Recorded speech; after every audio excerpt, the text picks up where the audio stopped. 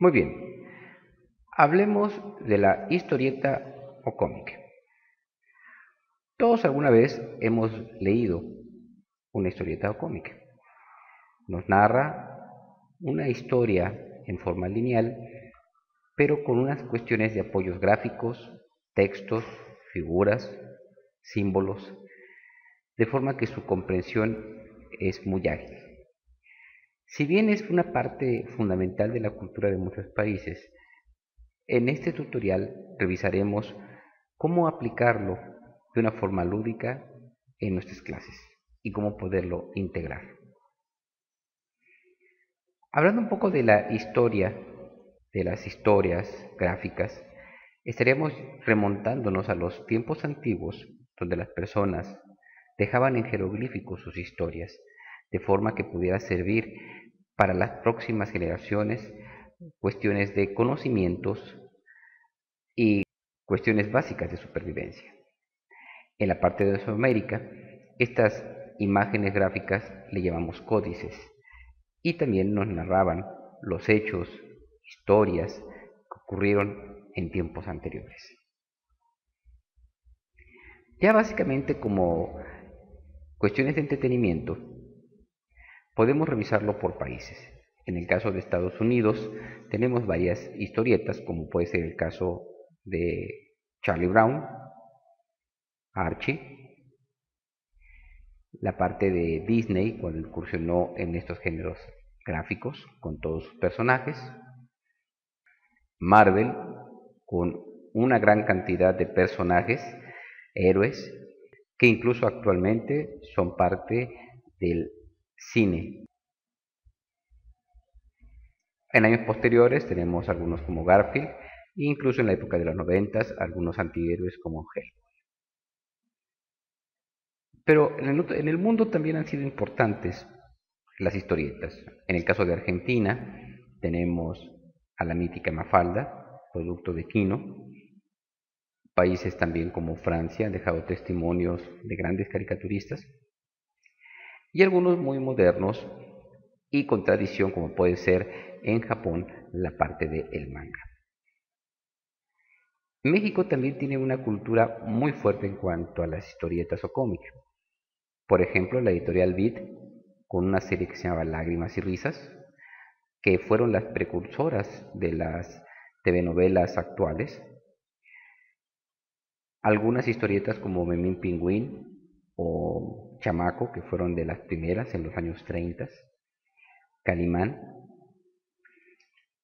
y ya posteriormente, en los años 70 y 80, una serie de libros también igual de este mismo género. La parte importante es que con la caricatura se puede llegar a transmitir muchas series de estructuras y de reflexiones.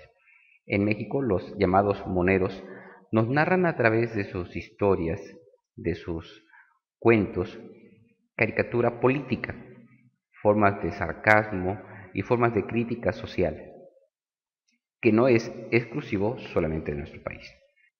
¿Qué pasa actualmente con el cómic y las tecnologías? Bueno, el cómic se ha vuelto digital. Ya no se requiere de manejar artistas del diseño gráfico, como lo hacían en forma tradicional, con colores, con plumillas, sino que ahora se hace por medio de una tableta digital o en una computadora.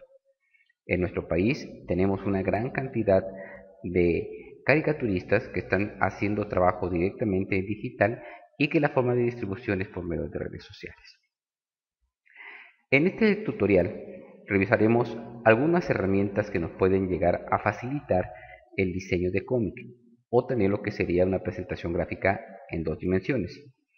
Vamos a revisar software propietarios, es decir, con pago de licencia, como puede ser el caso de Comic Life. Tenemos también software libre, como es el caso de Crypta, y algún software que también nos permite trabajar en línea, como es el caso de Pixel. ¿Cuáles son los elementos básicos del cómic? Una parte fundamental del cómic es que tenemos que narrar una historia. Para algunas personas, la historia, el guión, es la parte fundamental de un cómic.